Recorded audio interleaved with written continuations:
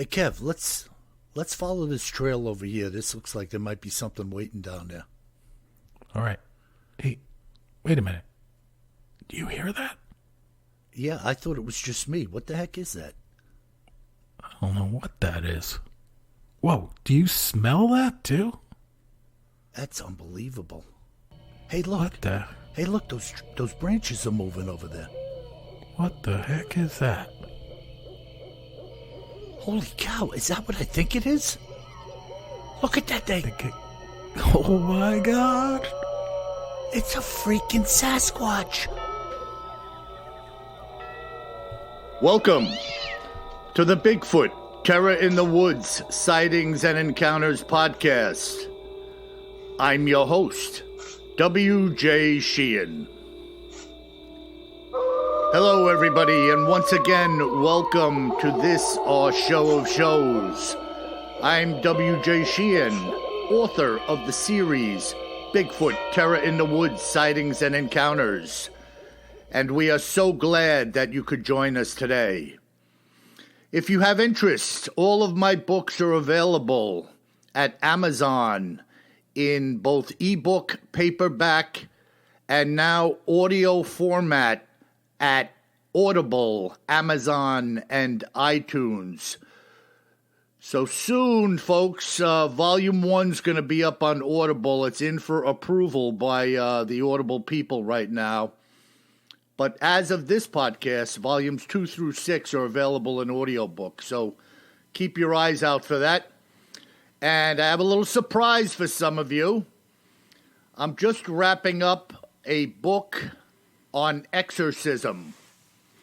Whoa. Yeah, it's not a factual account, although the fictional book that I've written is chock full of actual exorcism rites, and I think you'll get a kick out of it. It's a little creepy, it's a little religious, and it's a lot of interesting. So I'll be telling you when that's a go, and some of you, I'm sure, will be willing to dig into that and give a listen. It's pretty good, if I do say so myself. And the events definitely did not happen to your brother. No, unless my brother's a woman. Oh, there we go. We're doubly clear. Nah, I'm really excited about this. And, you know, Kev, I've been telling you I've been working on this for a while. And I actually have two books. One is complete. The other one's nearly complete. The title of which is The Exorcist, with an S as in two. And the first book is named The Exorcist, Truth and Lies. The second one is called Diabolica. So I'm excited about it. It's interesting. It's a little creepy. And, I've taken the liberty of using some factual data in regards to the actual performance of an exorcism, what is involved in the individual becoming what they call diabolically possessed. And just for our listeners, this stuff happens in real time around the globe, more than any of you will ever know. So I've just taken the liberty of creating some stories about a couple of different individuals who have become diabolically possessed. So for those of you who are interested, you can look forward to that down the road. But Kev, I understand you have some very interesting data for our Cryptids in the News segment today. Yeah, we're going to go back in time. And by the way, folks, Bill, as soon as you started talking about creepiness and exorcism, again, I got Dog Man howling outside my window. Now, is this Martha the Dog Man, or is this another Dog Man? Martha's sound asleep. She's not much of a howler unless it's feeding time. A freaking Dog Man in the backyard.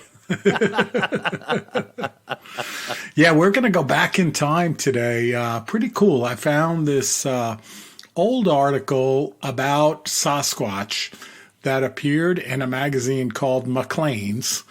And Maclean's bills itself, at least on the cover of this old magazine that I found, it bills itself as the National Magazine of Canada. Wow. So some of our Canadian listeners out there are going to have to let us know if it still is or ever truly was the National Magazine of Canada. Have you heard of it before? I haven't. But, Yeah, I haven't either. yeah. But this article goes back almost 90 years. Wow. So pretty cool, the stuff you can find out there. And, I like to go back in time. One, to show that this stuff has been around for a long time, these sightings and accounts, in this case of Sasquatch, our favorite hairy man, and that these written accounts are out there. So it's pretty interesting just to go back in time. Yeah, and again, we're talking about pre-internet, pre-television for the most part. In fact, just pre-television. You're talking about a day and a time when information was not readily available unless you read an article that was written by Kevin Sheehan. There was nothing out there. Right. And I there is a copy of this article online. It's super cool. The actual periodical. So I will also post that on our website under the episodes, BigfootTerrorInTheWoods.com. So it's pretty neat, not only to hear, I'll talk about the accounts today and read some of the captions from the accounts. I won't do the whole thing. And I would encourage our listeners to go out there and check it out. And it's kind of fun to read it in the original print as well, although they have it digitally online, reproduced in Helvetica type or whatever. You can also look in the same source and find an actual scan of the magazine itself. Yeah. Now, just so our listeners know, when you go on our website, BigfootTerrorInTheWoods.com, Kevin's done a neat job of posting the episodes, the shows, and then just beneath them, there are links. You have to click on those links and you'll have access to all these interesting things that we're talking about, the articles, the pictures, whatever Kevin posted. But you have to click on those links to open them up. And I don't know. Yeah, check out the episode. It's episode section. And they're not on every episode, but like last week we did the Jersey Devil in Cryptids in the News and Other Oddities. And there's probably about 5 different things up there under Jersey Devil, which are super cool. Yeah, no, it's interesting. And, the listener can spend a little time there delving further into some of the things we've discussed. I think it's kind of cool the way you set it up there. Yeah, cool. All right, so this article from Maclean's magazine, published in April of 1929 by a gentleman by the name of J.W. Burns, is entitled Introducing BC, as in British Columbia's Hairy Giants. Wow. Yeah, and then the subtitle is A Collection of Strange Tales About British Columbia's Wild Men, as told by those who say they have seen them. Yeah, very interesting stuff. Yeah, and, we see that, especially when you go back in time and different regions of the world, Bill, you hear the hairy man described sometimes as wild men. Yeah, well, I mean, what would you think if something was running around tall and hairy, had the shape of a human, only gigantic size, and maybe you heard it screaming or howling or ripping trees down? I mean, this is truly a wild man. Yep. And this gentleman, J.W. Burns, he writes in this article, he leads into it by saying that, basically there are a lot of rumors that were persistent back then, especially around the folks he describes as the older Indians. Now I think politically correct here in the United States, we call them American Indians. I can't really call them American Indians because they're up in Canada, so we'll just call them Indians today, so forgive me if that's not politically correct. But this is written up in British Columbia, which of course is a hotbed. And this author, I guess, lived up there, and he would hear these rumors and hear these stories, and then went out and tried to interview some of these Indians that had encounters with Sasquatch. Interesting. I mean, And that's how the it's, article. That's how it's done, right? I mean, he's like a beat reporter, and he's going out pursuing interviews with. If it was a crime, he'd be interviewing the victims of the crime, and in this case, he's interviewing people who say they've had an encounter with a Sasquatch. Exactly. So, if it was 90 years later, maybe he'd be doing a podcast about his interviews. There you go.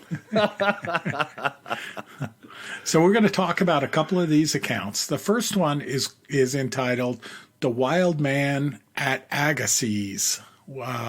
And Agassiz, assuming I'm pronouncing it correctly, is a rural place, looks to be a very rural place along the Fraser River east of Vancouver, British Columbia. So, Bill, if you can imagine, it's along this windy river at the base of, the Rocky Mountains there. So definitely a type of place where we see a lot of different accounts and encounters with the hairy man. Yeah, and that Fraser River, I mean, that is like a salmon fishing hotspot. I'm sure there are grizzlies galore over there, and I am sure there are Sasquatch stomping around over there. Exactly.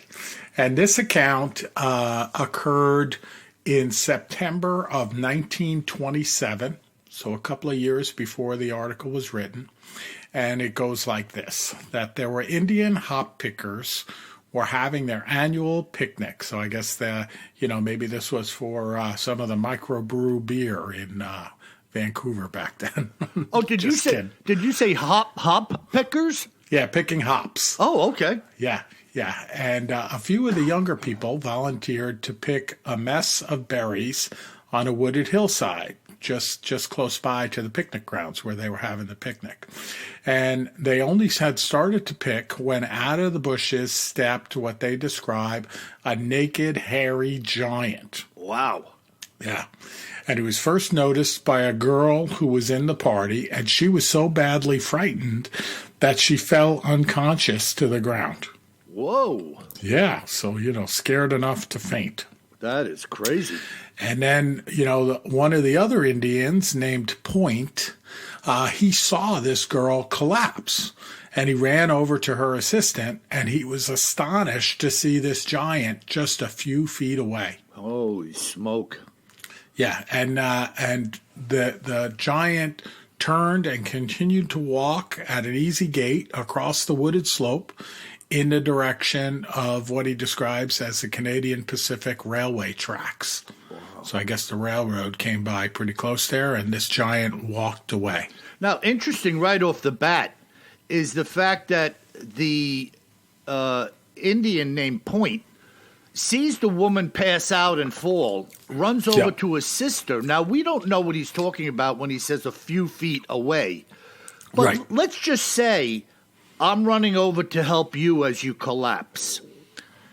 If a few feet was 5 or 10 or even 20, how is it he doesn't see the giant that is a few well, feet? You never know. Like, it could be, you don't know what the topography is, right, of the land. And then, these could be some really tall, like berry bushes and stuff like that, right? Yeah, kind of what I was getting at was the ability of the Bigfoot to be super stealthy. Oh, yeah, absolutely.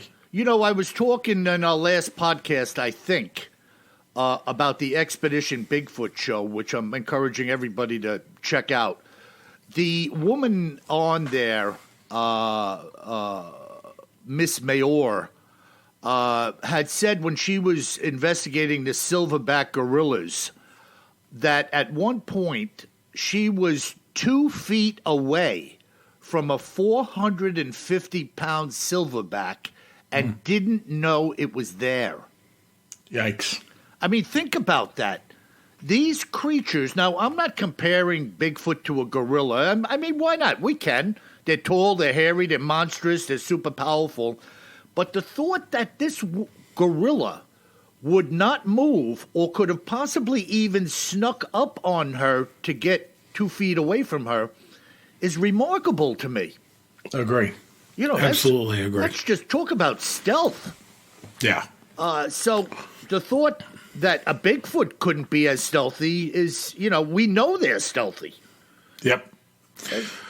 So this is super cool. So in this same article, the author, J.W. Burns, he writes, since the foregoing paragraph was written, Mr. Point, right, that Indian that he said was named Point, replying to an inquiry, has kindly forwarded the following letter to the writer, okay, to J.W. Burns, in which he tells of his experience with the hairy giant. So kind of some more details related to this same story.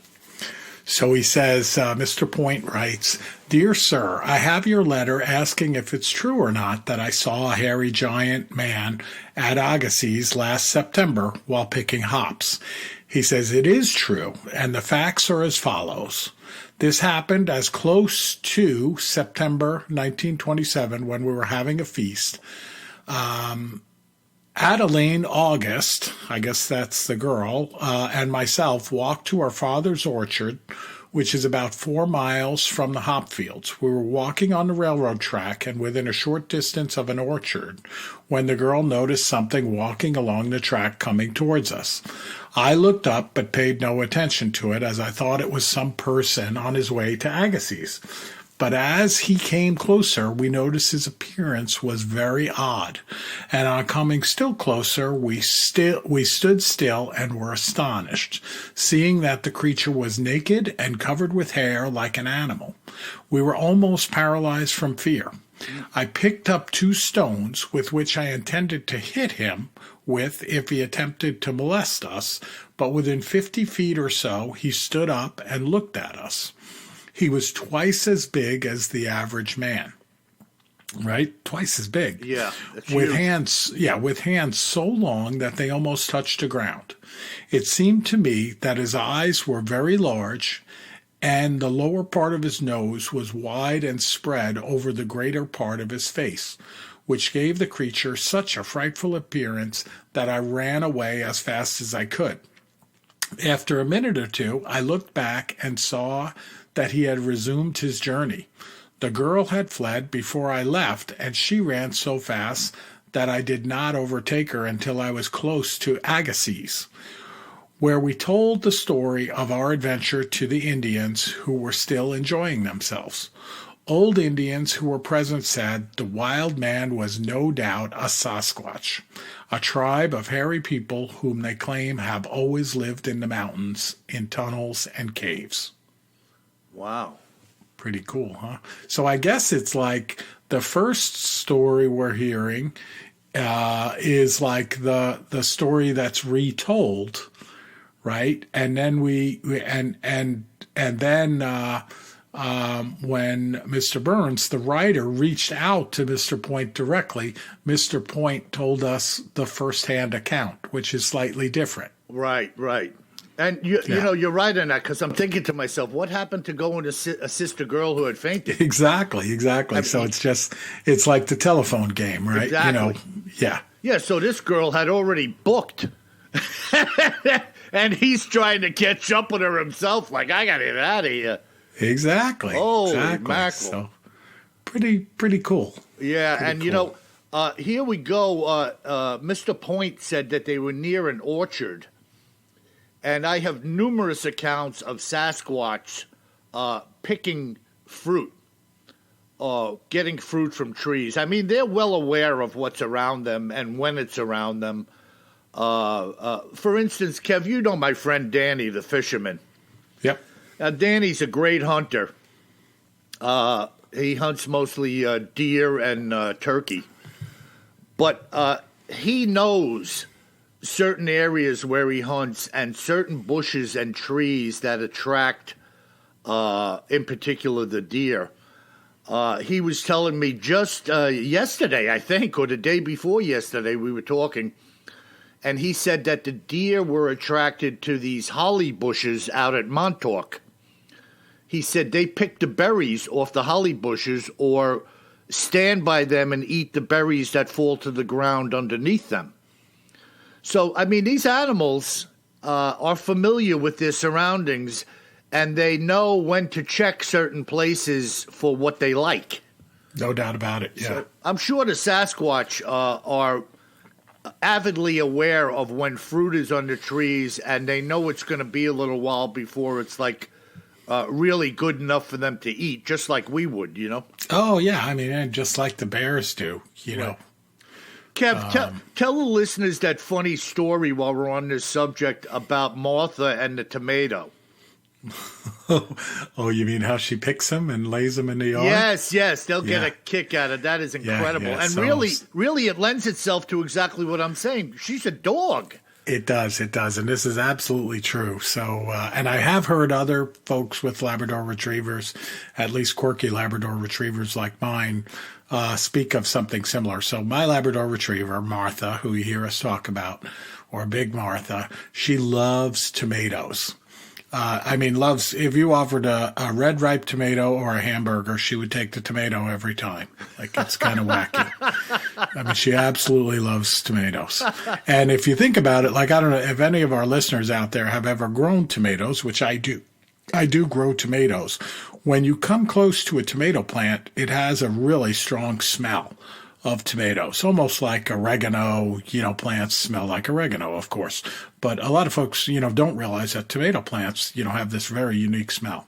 So I plant them. I grow them in a container garden just because it's a lot easier. Some big containers I have.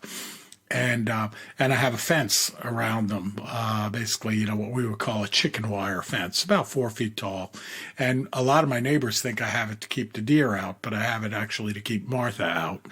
And but Martha is still very crafty, and she gets her head inside the fence sometimes.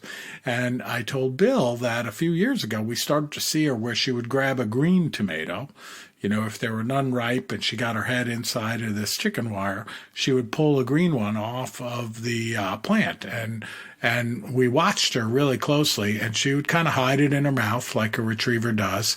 And then we'd watch her, and she'd run over to like the other side of the yard, completely away from the tomato plants, and she would lay it like in the tall grass. And we would watch her, like the next time she came out of the house, she would go over there and check on the tomato. And she would actually, I know it's hard to believe, but I'm sure some of you have seen it with your labs. She would go out each day and check the tomato, like she was trying to let it get ripe.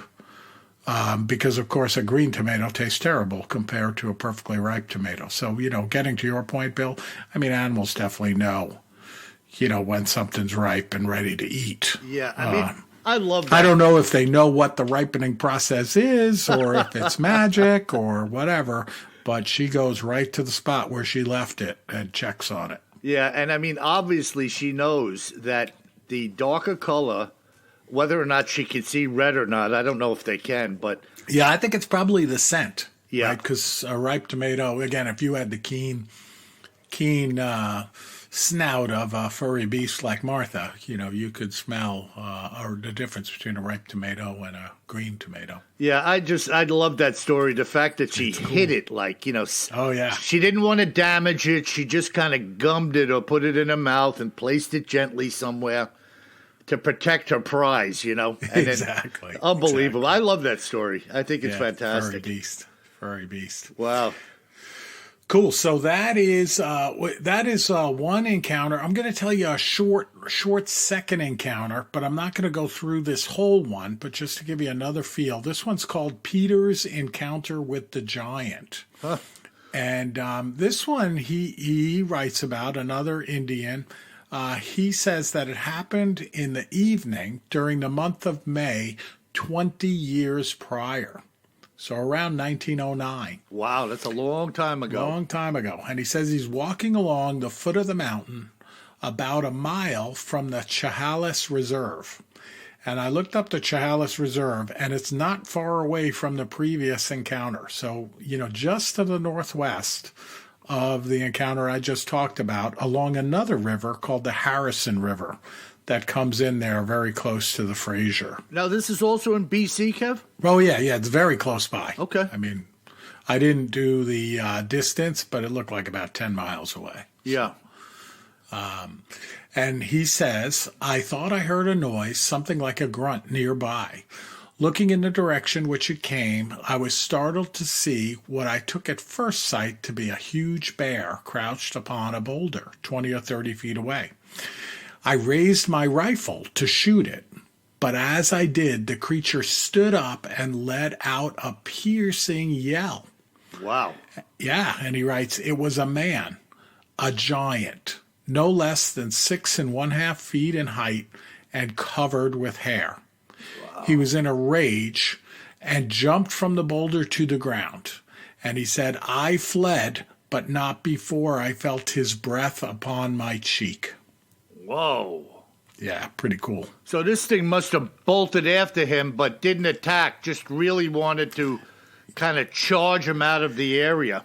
Yeah, and he goes on, and, maybe we'll do it another time, or, listeners can check it out. But he goes on, and it's a bit of a chase. So this thing did end up coming after him. Like, he thought he was free from him, but he ran down the river and stuff like that, and this creature ended up kind of stalking him when he got back to his little shanty house. Wow, that is nobody got hurt, but it did chase him down. Yeah, it's pretty cool. I think they're trying. Some of these creatures are trying to put fear in you to get you out of there. Yeah, he was definitely afraid, and talked about not going back. Yeah. And who's to say where that, if you want to call it a bluff, can turn into a full-blown attack? Oh, no doubt. Who physical. Wants to find out, right? Yeah, yeah. I mean, if something's aggressive enough to chase you and for a distance to stay on you like that, who knows at what point it might just decide to grab you. No doubt about it. And you know something, Kev? Even if something like this didn't intend to kill something, it wouldn't take much, even if it was accidental, if I could use that word, to turn something that may have been some real aggressive toying into, a full-blown killing. Yep. So I could see that happening. You just, like I told you many, many months ago when my friend Joey said to me, if you don't want to get framed, stay out of the picture. Very good. Don't arm wrestle with Bigfoot. Very cool. Oh, wow. That's freaking incredible. Yeah, so great article out there. Again, I'll put it on the website, on our website, BigfootTerrorInTheWoods.com, so folks can check it out themselves as well. Wow.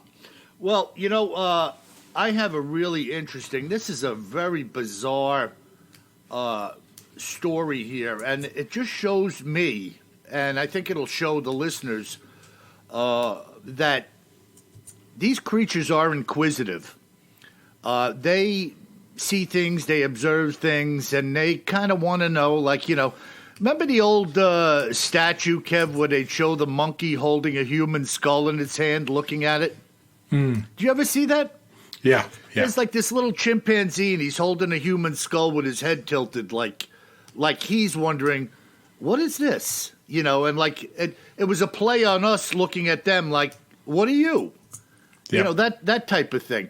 But this account is really interesting, so follow along with me. I really divided it up into Elise, the wife, and the husband, Neil. So I'll tell you, when Elise is talking and when Neil is talking, because they kind of go back and forth with this. This unusual sighting was brought to my attention by Neil Hubbard and his wife, Elise, both of whom are residents of New Hampshire. And this is what they had to share. I start with Elise. My husband and I had been living in the same home for over 20 years. Our backyard abutted a huge tract of wilderness, and we had fenced in about a half acre of our rear yard in order to develop a garden and keep the deer out. This fence is 6 feet tall and made from green-dipped chain link. And there's also a gate in the middle portion of the rear fence for us to access the woods, which we do from time to time. Through the years, we had developed quite a garden sanctuary for ourselves. Our initial plan was to lay large sections of garden hoses around, forming the shapes of oddly shaped puzzle pieces, which would become the shapes of our various beds. Over time, we had accomplished our goal and had created what was a meandering pathway around the yard. When everything was in bloom, you had to kind of wander around from place to place in order to see all that was growing. Now, this is Neil. I had told my wife that I had a great idea about 6 years ago, but I didn't tell her what the idea was. I wanted it to be a surprise. We had a corner section in the back fenced yard, which in my mind's eye appeared to be somewhat of what I will describe as a grotto. There was a spot in this grotto where I had envisioned a lighted cross, which would be illuminated after darkness by a solar light. The day came when I purchased some 4x4 treated lumber and a bag of cement to begin the project. After digging a hole, I placed what was now a cross that I had made from the lumber into the hole and cemented it into place. My vision for this grotto was taking shape as I had now purchased a 24-inch tall polyresin statue of the Ascending Christ made in Italy. Along with it, a rectangular solar light panel. I affixed the statue to this wooden cross and screwed the light over his head, with the panel positioned so the light would wash down over this ascending Christ at night. The day I did all of this, my wife was not home, and I would be going to work at 3 p.m. That night, when my wife had returned home, the darkness had already fallen, and my phone rang. It was her. You tell Bill the rest of the story, Elise. So now we go to Elise, back to Elise. Well, my eyes could not believe how beautiful what he had made was. The statue and the cross were aglow in the corner of the yard, and it was one of the most gorgeous things I had ever seen, from a religious perspective. When I called Neil, I told him, "You're not going to believe your eyes when you get home. That cross is positively breathtaking." So now we go back to Neil's comment. Well, when I got home, she was correct. I stood by the back of the house looking out over the yard in the direction of the cross for almost an hour. I almost had tears in my eyes as I stood there looking at what I had made. He said, "Truly God had given me this idea for our yard, and it was magnificent." The back door of our house had what I will call a flanking sidelight window next to it.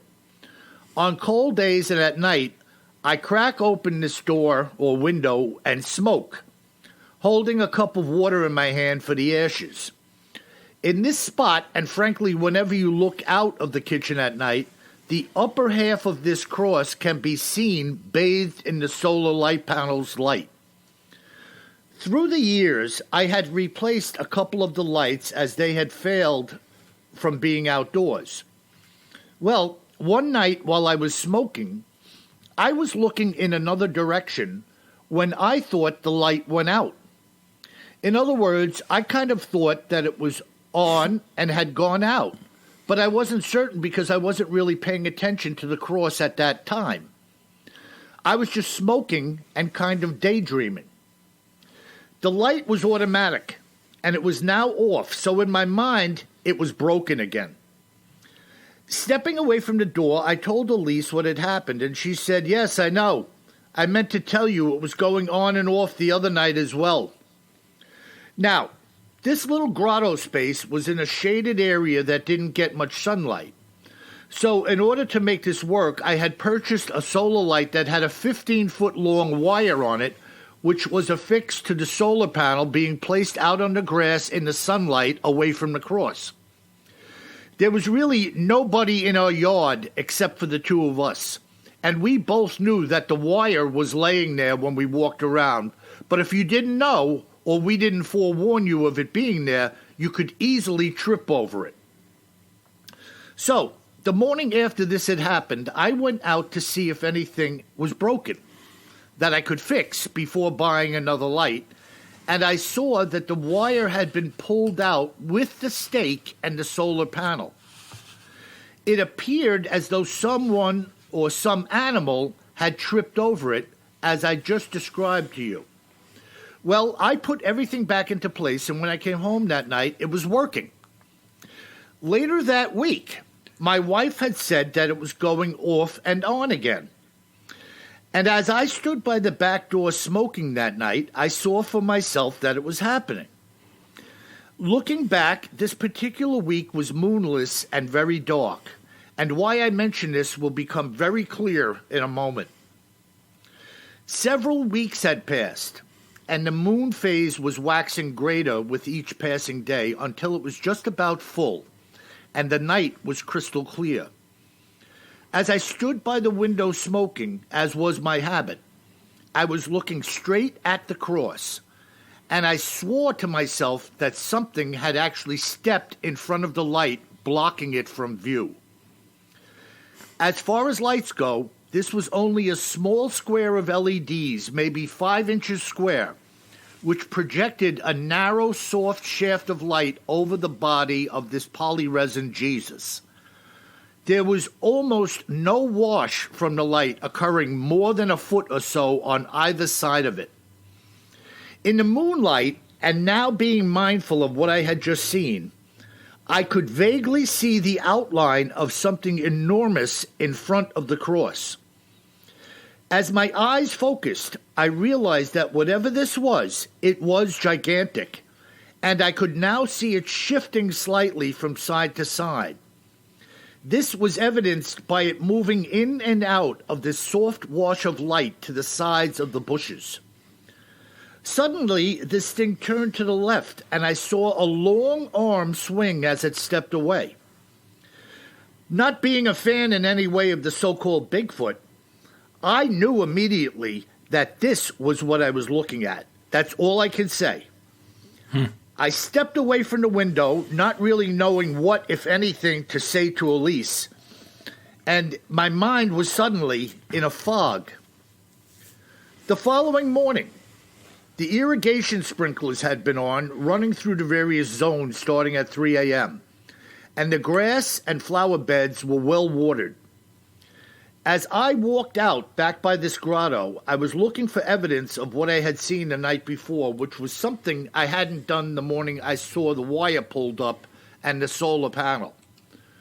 One of the crossbars on the top of the chain link fence was bent down slightly, maybe 6 inches, in a spot some 40 feet away from the grotto, where there was a slight break in the wall of trees and shrubs.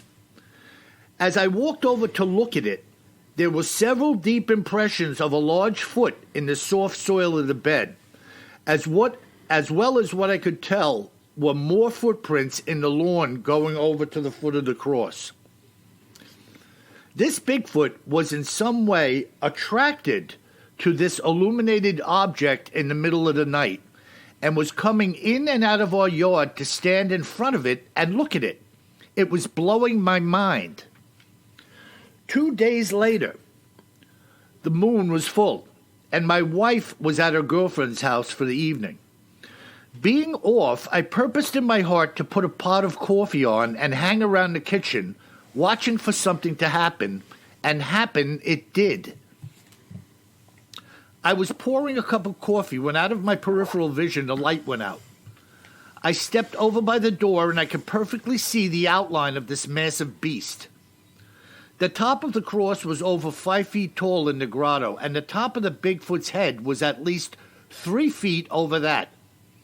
Its body consumed the horizontal wood of the cross, which spanned a width of over 3 feet, and there was only the slightest amount of light visible to either side of the creature's body. For whatever reason, I decided to open the door gently and then slam it shut to see what would happen. As the door slammed shut, this Bigfoot lurched and turned around, now facing the house, and as it did, I saw a pair of large, red, glowing eyes. I could also just make out white teeth from the available porch light at that distance. Seconds later, it leaped out of view as I heard the fence rattle, followed by it running off into the woods. The next morning, the top rail of the fence was bent down almost 2 feet, which indicated to me that on past days it had most certainly entered with a gentler approach, perhaps just resting its hand on the rail and making a 6-foot leap, which is insane in and of itself. Not being able to contain myself in not telling my wife, as well as being fearful of it coming around during the day or an evening when she might be in the yard, I told her what happened. As you would imagine, she was blown away by the tale, and I having lived through it. We decided to remove the apparent attractant by taking the light down from the cross. And over the next weeks and months, I saw no further indication of the creature entering the yard. In fact, I had forcibly bent the rail back up into a somewhat normal straight line and saw no variation occurring over a period of time. We never reconnected the light to this day, which to us was a crying shame. Little Bigfoot place of worship in New Hampshire. Huh? Unbelievable. Jeez.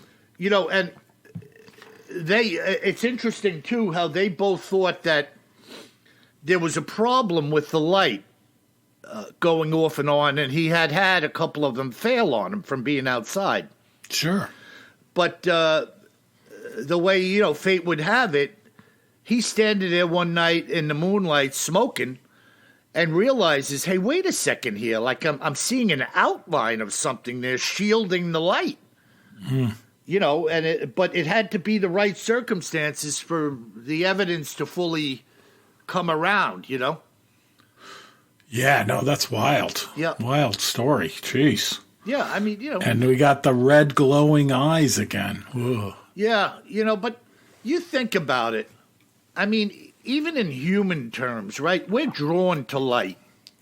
I mean, if you're in darkness and you see something illuminated and you have a little time, you might walk over there to see what it is, right?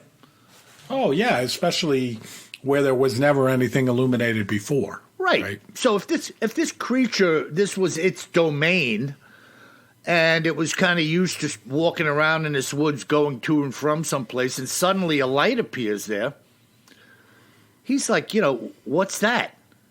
Kind of like us seeing a fire in the woods, right? You go over to see who's sitting by the fire. Yep. Very, cool. Really interesting, And then when he removed the light, it stopped coming there. He didn't see any more a bend in the fence from the thing hopping over it. But, really, I mean, just crazy, crazy stuff, what people are coming across. Yeah, no doubt about it. Very cool. Yeah. And, of course, New Hampshire, a bit of a hotbed for hairy man sightings. Yeah, I mean, anywhere and everywhere. I mean, if there's food, if there's, I guess, I don't know, Kev. If you think about the Yeti doesn't seem to be adverse to cold. Otherwise, it wouldn't be where it is, Right. And I wonder sometimes about the Bigfoot, BC, I mean, British Columbia and certainly areas of Canada. I mean, right now we're looking at the weather map today, and they're showing the cold mass of air pushing down out of Canada, which is dropping our temperatures today into the 20s and with the wind probably into the low teens. But, the folks in Canada regularly have this Canadian cold air mass this time of year. So, oh, yeah, I go up there on business. It's cold, brother. Yeah. Yeah. So I'm thinking, all of these Bigfoot up there hanging around in these areas, I mean, I guess they don't feel it or it doesn't really bother Well, it's them. whatever they adapt to, Yeah. So, It's just, no doubt about it. it's interesting, I mean, now, I got to jump on something for a second. I don't know. It's just discussion. So I'm watching this Expedition Bigfoot show.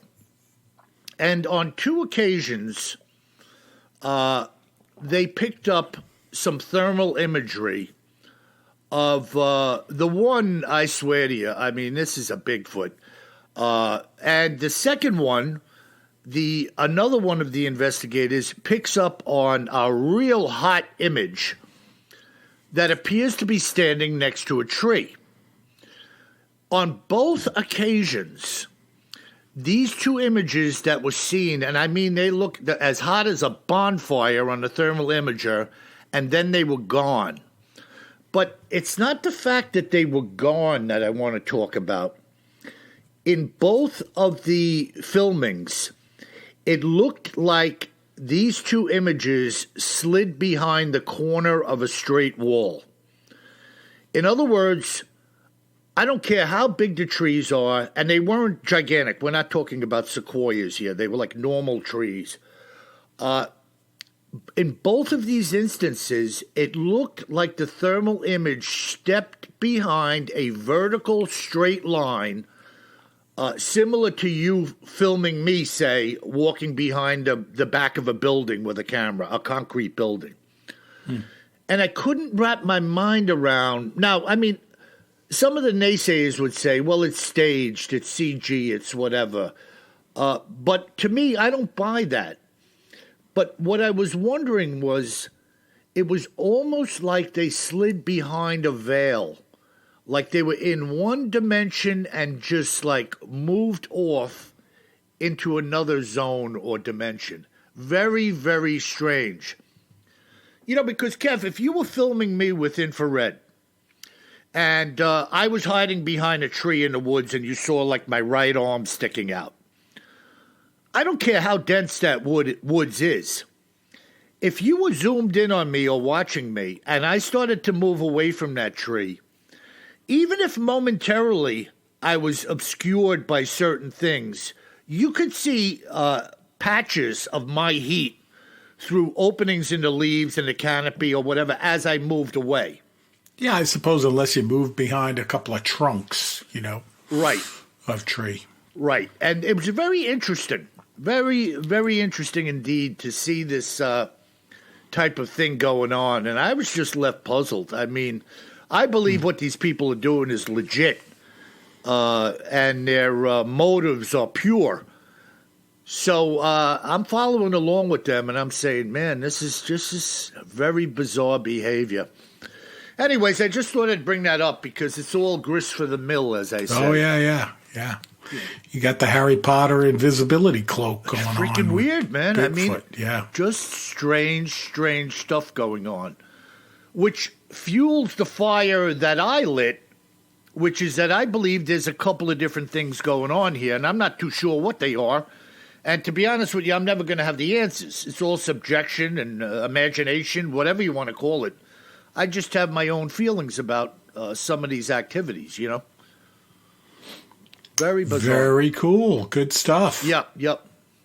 So what do we have, my brother, in the listener mail Yeah, we got some good listener mail. So the first one is from Ken. And Ken writes in from Japan. And if you recall, a couple of weeks ago, we had some folks asking questions about Japan and, if there's a hairy man there.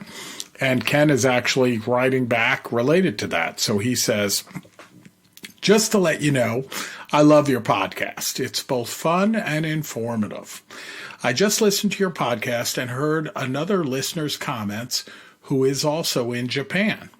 It's true, Japan has vast areas of mountains and forests, but I have never heard of a creature like Bigfoot. But they have many strange creatures in their mythology. And then we'll give him a little shout out here. He says he's attempting to find out more about Japan and understand it better. So he's recently started a blog called JapaneseTales.com. So he says, hey, let your listeners know about it and check it out. So we'll give Ken a little shout out there.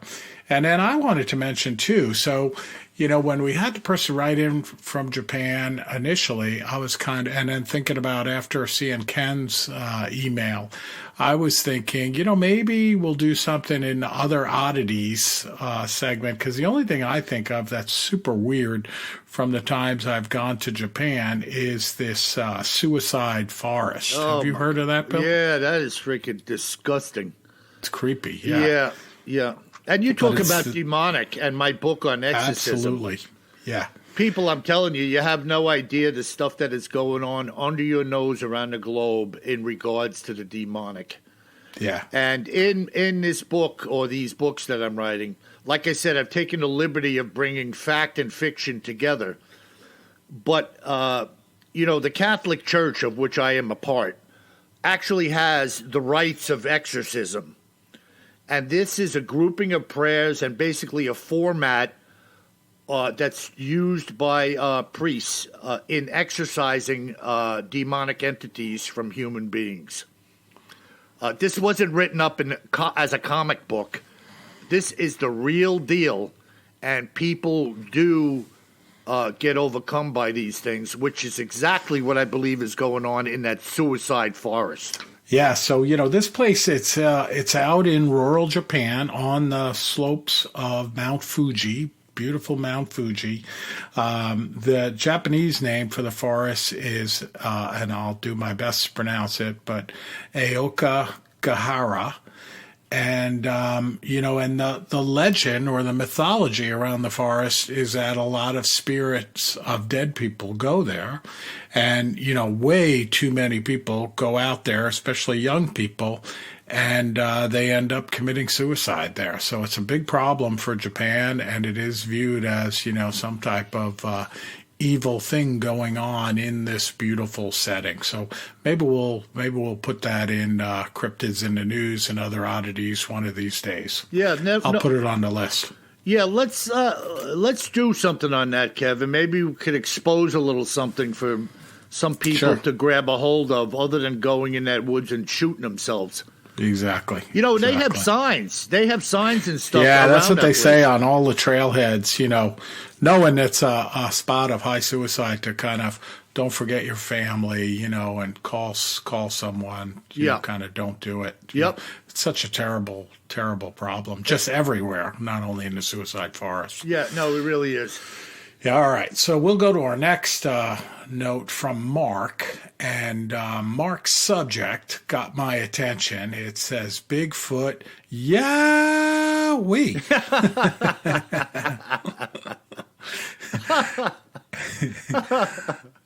All right. So he says, found your show a couple of months ago, and I've been binge listening. All caught up now. You two are awesome. I drive a truck in eastern Washington. My route is over 3 hours each way every day, so I listen to your show every week. I'm a huge believer in Bigfoot. He says, my wife thinks I'm crazy, but it's very fun and interesting to me. I've never seen one, but quite a long time ago, when I was 16 or 17, I was hiking with a friend way up on a trail in central northeast Washington. We hiked quite a ways north on the trail looking for a creek or any sort, but no luck on finding water. We stopped and put our tent alongside the trail late afternoon. As we lay in our tent, it seemed to have gotten very quiet, and laying there I had a sense of something, then heard 3 loud wood knocks. No other noises or anything. The next morning we headed out with nothing else unusual happening. I tell my wife this story, and she just laughs. Well, that's all I have. Love your show. You two are great.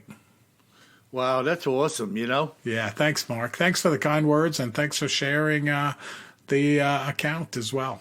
Yeah, and again with the wood knocks and him being observant enough to realize what he was hearing and then just to share it. I mean, it's just a connect the dots data stream, and somebody like Mark or somebody like anybody else who's listening, if you've got something to share, reach out to us. I mean, we're here to bring what you've seen to the rest of the listening public, and we want to hear it ourselves. Yep. Just amazing. Super cool. Yeah. All right, and then Debbie writes in, and she says, just want to let you both know how much I enjoy the show. I found your podcast after hearing Wes. interview Bill over on Sasquatch Chronicles. Big shout out to our friend Wes. I've never had an encounter or sighting, but I live in the foothills of the Adirondacks in central New York State. I'd love to know if you've heard of any Adirondack sightings. And Debbie, yeah, we definitely have heard of Adirondack sightings. You know, my favorite one is the Whitehall, New York sighting that we did a story on. So go check that one out. Yeah, and Debbie, if you listen over time, I mean, I know I have numerous accounts running up through the Adirondacks. And, of course, she's talking about the Adirondacks in New York in particular. But the Adirondacks is a very long mountain chain. Yep. So I think that, you know, these are like a travel route. And if you believe these stories about the ridge walkers, as we were talking about with the Marble Mountain account, these things to me are using the high ground to walk along. Or as a trailway to get from point A to point B. It's all speculation. We have no way of proving that. But I think they're in the Adirondacks and in the Rockies and at the rim of the Grand Canyon, the Monongahela Rim or whatever we call that place, Kev. Yep. In West Virginia, you know, all of these different places, I think they are fond of mountain ranges and mountainous terrain. So... but you keep listening, and we'll be uncovering facts. I have a lot of information to cover, and we're going to be doing this a long time, God willing. So just stay tuned, and we'll be hitting on some Adirondack stuff. That's good. Well, thanks, everybody, for your mail. Sending it in. Keep the input coming. We love it. You know, just drop us a note on contact us at our website, BigfootTerrorInTheWoods.com. And while you're listening, please go to your favorite podcast player and give us 5 stars. We really appreciate it. The more ratings we get, especially those 5-star ratings, that brings more listeners to our podcast. And our podcast is definitely growing, and that really helps Bill and I out continue to bring you guys quality podcasts as best we can. So thank you very much for your support. Awesome. And folks, go out there and buy one of my books. Show some support in that regard as well. So, remember, until we meet again, if you find yourself wandering around in the forest this week, please, always carry more gun than you think you're gonna need. Sleep tight.